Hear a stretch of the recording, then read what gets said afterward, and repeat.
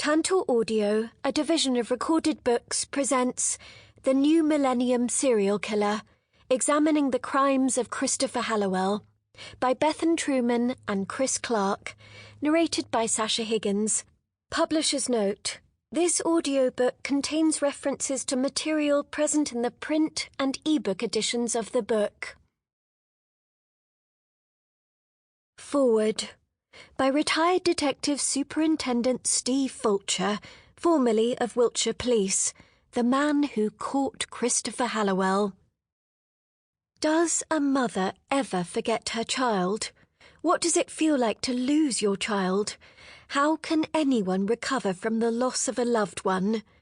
The dark nightmare of waking each morning with your child still missing can never be resolved without some hope, some knowledge of where they are and what happened to them. At least 180,000 people go missing each year in the UK. Each of these people have countless people involved in their lives. Mothers, fathers, siblings, friends, who become embroiled in a state of dark panic until they are found and returned to them. Godden-Edwards describes this daily tragedy in her book, A Killer's Confession and a Mother's Fight for the Truth. What allows a serial killer to flourish? How does that rare cohort of people who commit the murder of strangers avoid detection?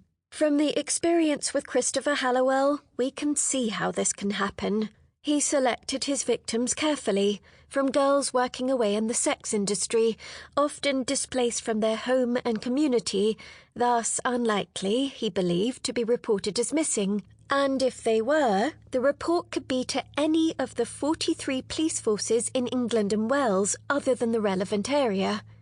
Given the minimal exchange of information between these forces, no concerted effort is likely to be forthcoming to find her, certainly not within a time frame which allows meaningful investigation to occur. Halliwell was acutely aware of forensic evidence. He was acutely aware of the need to avoid witnesses, working at night. He asked me, "How did you catch me? Was it the gameskeeper at Ramsbury?"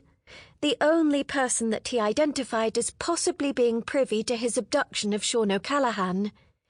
There is overwhelming evidence pointing to the notion that Halliwell is responsible for many further victims beyond the 2 murders for which he's been convicted. Not least amongst this evidence is the fact that a significant number of women have come forward, to me personally, to Godden-Edwards, and to the police directly, to say that they were victims of near misses at the hands of Halliwell, and that, since the publicity surrounding him, they recognised him as the individual who made an attempt to coerce them into going alone with him. When conducting the investigation back in March 2011, I ensured that all the working girls in Swindon were contacted and accounted for. 3 of those girls had had close encounters, under extremely concerning circumstances, with Halliwell, who had taken them out to the Savernake forest. He had then started behaving in such an extreme fashion, howling, pacing, threatening, that experienced working girls became fearful for their life and phoned their protection to get them out of there.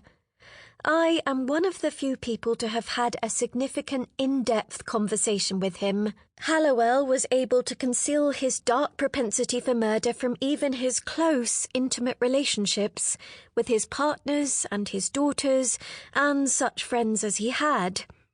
In that moment of rare contrition, I could see that this was a man who had a deep predilection for cruelty and evil. He told me that in 2003, 2004 or 2005, he had taken a sex worker from Manchester Road in Swindon, who subsequently proved to be Becky Godden. He couldn't remember the year he murdered a woman.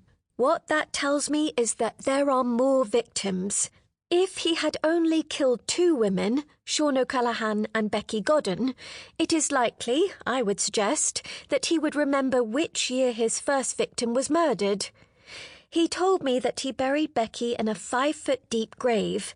He described in some detail how he had strangled her, had sex with her, and left her body at the immediate side of the wall at East Leach, a remote location in the Gloucestershire countryside. He said that he had returned the following night, stripped her of all her clothes, dug a 5-foot-deep hole which took him all night. Halliwell was very specific about Becky's deposition site. He paced 1 foot in front of another to provide the exact spot. He had last returned to that site, he told me, some 3 years earlier, in somewhere around 2008. When we found Becky, she was in a shallow grave. It would not be possible to dig 5 foot deep into the field at East Leach, because it is composed of solid clay. But in his contrite confession, he was quite clear at the time. This indicates to me that there is another grave that is 5 foot deep, that he confused with the one in which he had deposited Becky. Karen Edwards, Becky's mother, commenced a campaign for Justice for Becky. This involved Karen and a team of supporters campaigning across the country, collecting over 30,000 signatures on a petition for a change to the Police and Criminal Evidence Act 1984. As a consequence, she received a significant quantity of information, including the identification of potential witnesses who can state that Halliwell had a direct connection with Linda Rozelle in Swindon and Claudia Lawrence in York. Being seen physically in the company of those missing women. Karen passed this information on to Wiltshire Police on its receipt. No attempt to follow up these potential witnesses has been made, a fact confirmed by Karen's continued contact with those parties. And then there's the question of the 60 items of women's clothing. These were deposited at an apparent trophy store, buried in the bank of a lake in Ramsbury in Wiltshire. These items included a shotgun, folded sets of women's underwear, Sian O'Callaghan's boot, and a cardigan attributed to Becky Godden. To my knowledge, no forensic work has been conducted on these items. They have not been promulgated to the next of kin of outstanding missing people across the country. Wiltshire Police specifically say that they are confident that this is a fly-tipping site and that there is no evidential value in these items. So, what of Halliwell's motivation for these crimes? According to a fellow convict who shared a prison cell in 1986, Halliwell had asked, "How many do you have to kill to be a serial killer?" and "Have you ever strangled a woman during sex?" Nicholas Hagan, QC, when examining Halliwell in trial in 2016 in Bristol Crown Court, drew out and demonstrated probable motive to the court, illustrating evidence of a propensity for necrophilia. Certainly, from Halliwell's own account in that trial, he murdered Sian within 2 minutes of her getting into his car. The background to the case has been detailed in my book, Catching a Serial Killer, which has been made into an ITV drama, A Confession. Both accounts have been limited in significant aspects due to legal constraints.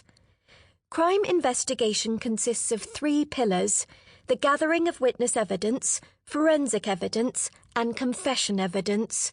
Witness evidence includes passive data, such as CCTV and AMPR. Forensics evidence is derived from such things as murder weapons, blood-sodden clothing, and the like. Confession evidence has been effectively removed from serious crime investigation by dint of the protection provided by Code C of the Police and Criminal Evidence Act 1984.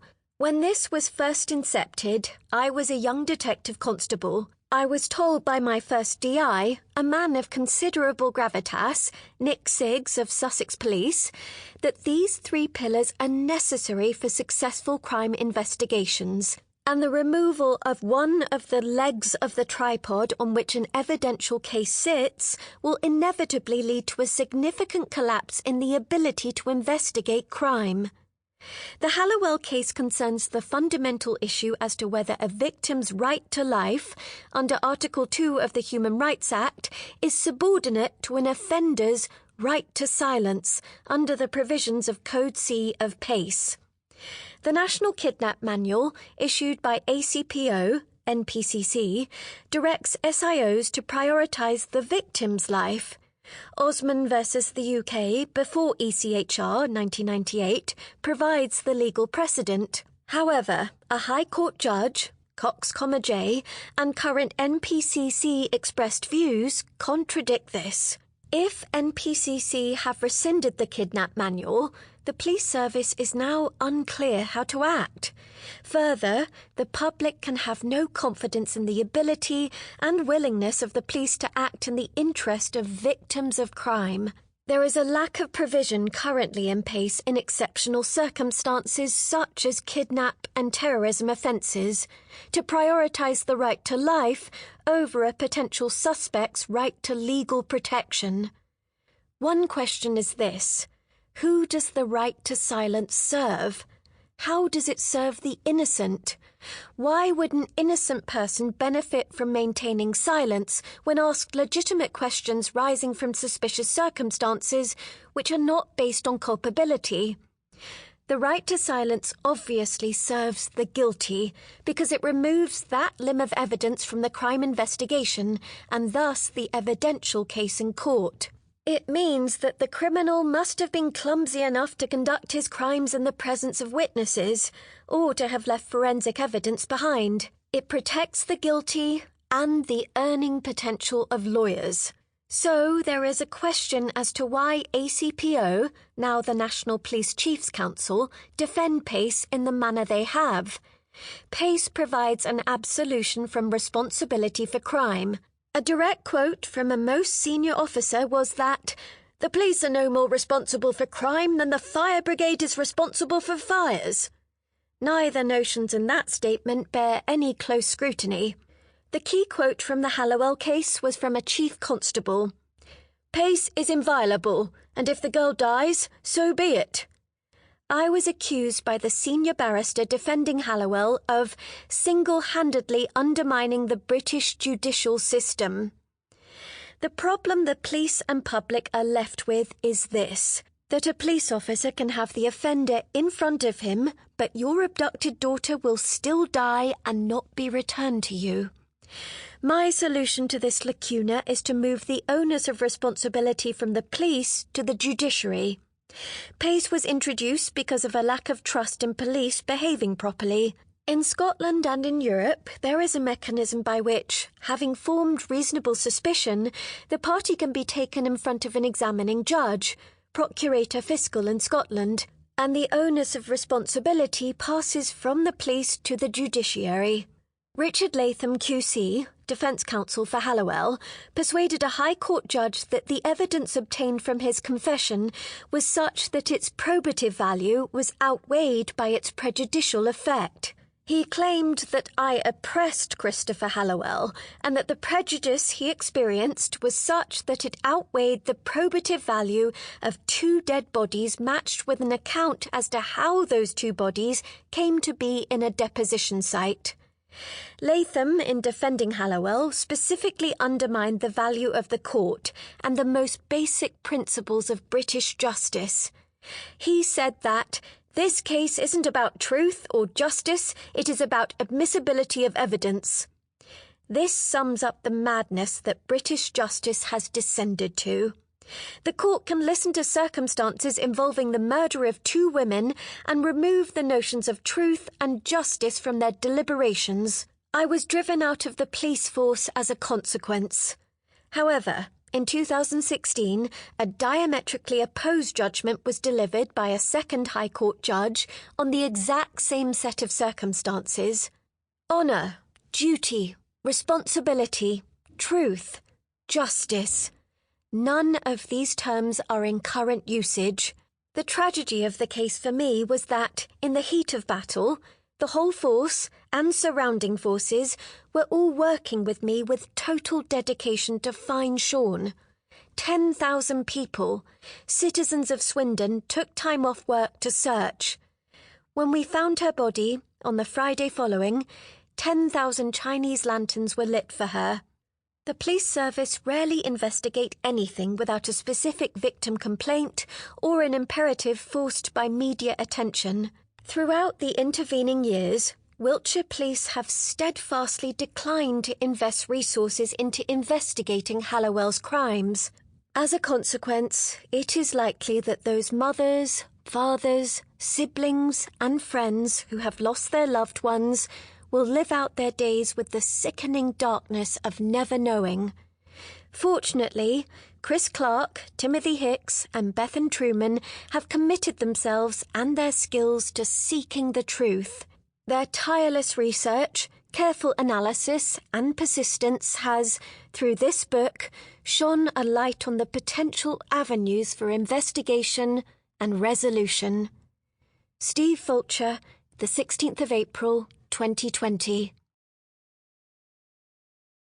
Introduction. Christopher Halliwell is currently in prison, serving his sentence for the murders of Becky Godden-Edwards in 2003 and Sian O'Callaghan in 2011. Despite only being convicted of these two crimes, we believe there may be evidence of his guilt in relation to a number of other murder cases that span over 20 years. Whilst he will never be released from prison and is therefore no longer a risk to society, this doesn't stop us from wanting to investigate further. This book is a collection of the accounts of many murders and disappearances that we believe could be linked to Halliwell. There are numerous families who long for answers about what happened to the mother, daughter, sister, auntie, or friend that they have lost. We have spent time investigating because we want these cases to be solved, to allow the missing women to be found and allowed a proper burial, and we long for closure and justice for their families. Alongside these accounts, we will present to you the circumstantial evidence and other reasons that we believe suggest Christopher Halliwell is a serial killer, and why we believe that he may have been responsible for these crimes. One of the key things that Halliwell has said which points to him being a serial killer, or at least to the idea that he was inspired by such offenders, is that whilst he was in Dartmoor prison, he asked a fellow inmate how many people you need to kill to be classed as a serial killer. The cellmate told how Halliwell was obsessed with Moore's murderer Myra Hindley, saying, "He used to ask me about killing. He said, 'How many people do you need to kill before you become a serial killer?' He just had a thing about them. He wanted people to be proud of him or an area to be afraid of him. Don't ask me why, but that's what he wanted to be. He used to get this magazine called True Detective with stories about people getting knocked off. His favourite book was about the Moore's murders with a picture of Myra Hindley on the front." This was many years before Halliwell abducted and murdered Becky. Had Christopher Halliwell already killed by then? During a telephone call made from prison whilst on remand in 2011, following his arrest for Sian O'Callaghan's murder, Halliwell mentioned that the police want to interview me about 8 murders.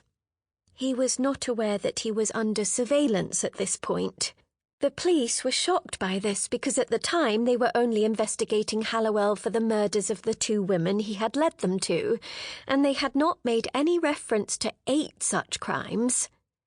There are a number of factors that suggest that Becky Godden-Edwards and Sian O'Callaghan are not his only victims.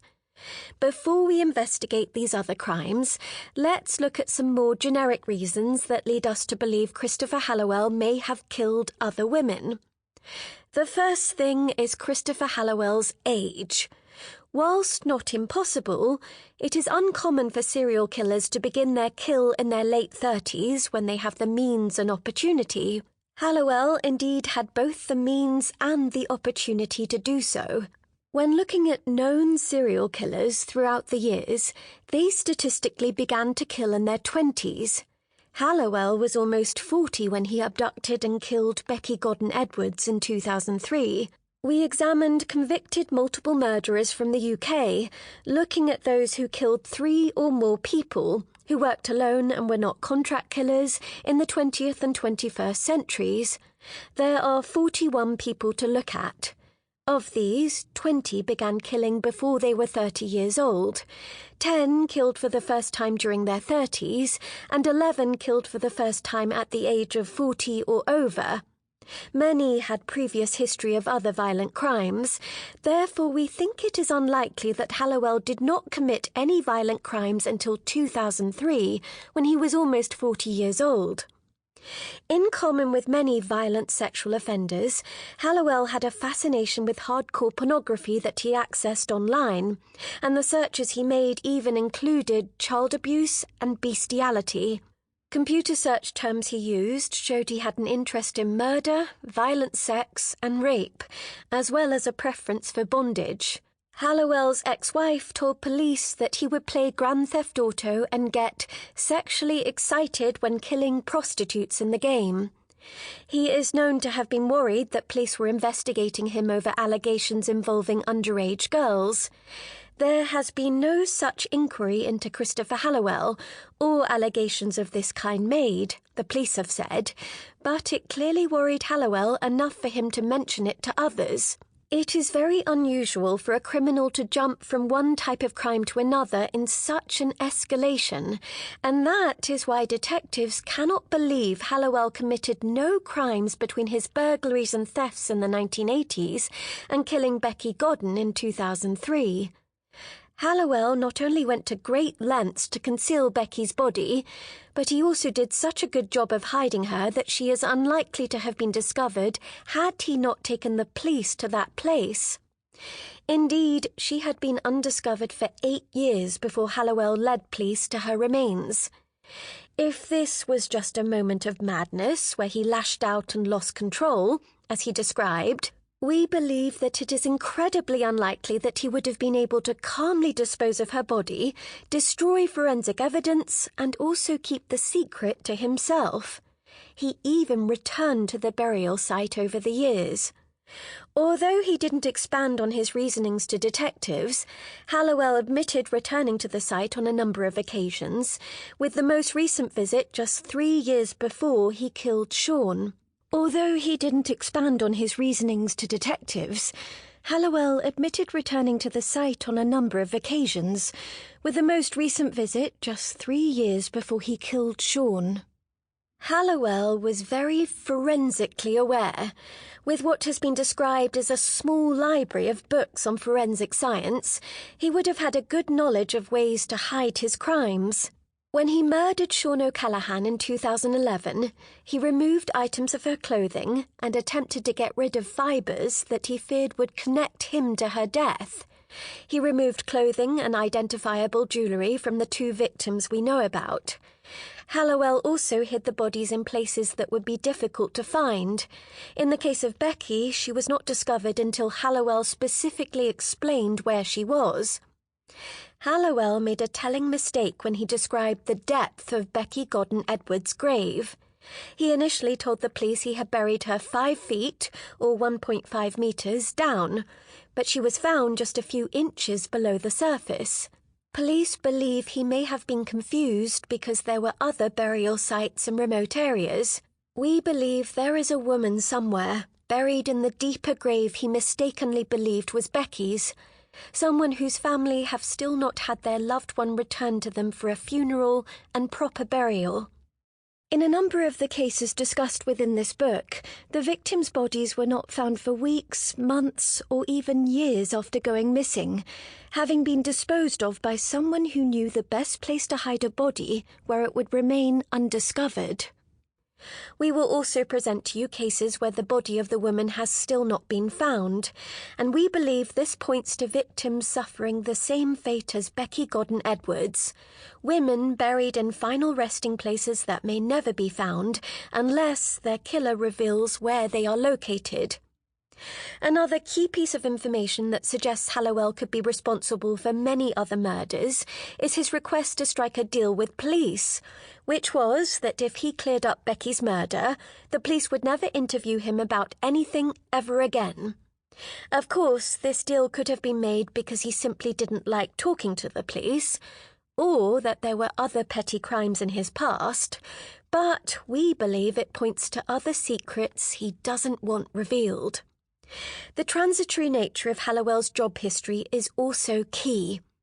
In common with serial killers such as Peter Sutcliffe, who was a lorry driver, Robert Black, who was a delivery van driver, and Levi Belfield, who worked as a bouncer and security guard, Halliwell's job as a taxi driver gave him the opportunity to abduct and murder. A car featuring taxi markings provides the perfect cover for driving around the streets, especially at night, and offers a false sense of comfort to prospective victims. As well as this, Halliwell held an interest in narrowboating, and love of such holidays meant he could travel all around the country recreationally. The use of a narrowboat meant he had an additional mode of transport, away from crime scenes, that others wouldn't have available to them, and that the police may not think to check. A boat could also be harder for police to trace. The Kennet and Avon Canal is an impressive feat of engineering, made up of 2 river navigations and a linking stretch of canal. It runs from the Severn estuary near Bristol to the River Thames at Reading. It is over 100 miles long with more than 100 locks, features some magnificent engineering, and flows through some of the most beautiful scenery in southern England. It was reopened in 1990 after decades of dereliction. The Avon navigation cuts through wooded hills and the famous Avon Gorge on its way to Bristol before it meanders up to Bath. The canal then climbs the Cann flight of locks to Devizes and runs amidst rolling hillsides along the Vale of Pewsey towards Hungerford, to descend through pasturelands, woods and water meadows to Reading and the junction with the River Thames. The distance between Sean's deposition site and a pond at Ramsbury where Halliwell liked to fish is 17 miles. Extensive searches of this pond in the Hilldrop Lane area were carried out after detectives learned that this was an area Halliwell visited frequently. They began their searches in 2016, when they learned of the spot, using a specialist dive team from Avon and Somerset and cadaver dogs from South Wales. Officers spent hours draining and sieving thousands of litres of water from the 8-foot-deep pond, performing a fingertip search of the area. They found 60 items in total in the pond and buried in the surrounding area. These items included a cardigan that had belonged to Becky Godden-Edwards and boots belonging to Sean. They were the boots she had been wearing the night Halliwell took her, that police had been searching for since her murder. Serial killers are known for taking trophies, so it is reasonable to believe that a number of, if not all of the other 58 items belonged to women who were sadly also victims of Halliwell's over the years. The FBI have stated that when repeat offenders keep an item from their victim, they generally do this for one of 2 reasons. They have either taken a souvenir, an item used to fuel a fantasy, or they have taken a trophy, which is proof of their skill. This allows a killer to feel powerful, according to the A to Z Encyclopedia of Serial Killers by Harold Schechter, a leading authority on serial killers, and David Everett. Nicole Mott, the author of Encyclopedia of Murder and Violent Crime, further clarified that the trophy is used to preserve the memory of the victims to aid in sexual acts, and becomes a signature, a part of a killer's murder ritual. When Halliwell's home was searched, items that did not belong to members of his household were found, items such as a perfume bottle. Were these also trophies? In his book, Steve Fulcher said it is scandalous that it has taken Wiltshire police so long to acknowledge what he believes has been clear for some time. He argued the discovery of clothing and other items pointed to a murderer hoarding trophies from previous victims. He said, "If my suspicions are right, if the evidence in the trophy store suggests a truth that still lies hidden, then Halliwell had a prolific propensity to murder, perhaps as often as once or twice a year. We agree. We will be presenting to you cases where descriptions of suspects match Halliwell, and where vehicles are described by witnesses that match vehicles available to Halliwell or potentially were at his disposal. We will discuss how Halliwell was a strong, fit man who was also referred to as a ladies' man, easily able to charm the women he met, and that he has links to all the areas discussed. The women whose cases we will discuss were all vulnerable in some way at the time of their murder or disappearance, due to a number of factors, and we believe Halliwell took advantage of this. We are not the only ones to hold such suspicions. In June 2017, a report in This Is Wiltshire described the potential that Christopher Halliwell may have murdered dozens more women, explaining in the article that this was a conclusion reached by Steve Fulcher in his book Catching a Serial Killer, and is a theory that Wiltshire Police has only recently been willing to acknowledge. Speaking after the 2016 trial, Detective Superintendent Sean... Sample complete. Ready to continue?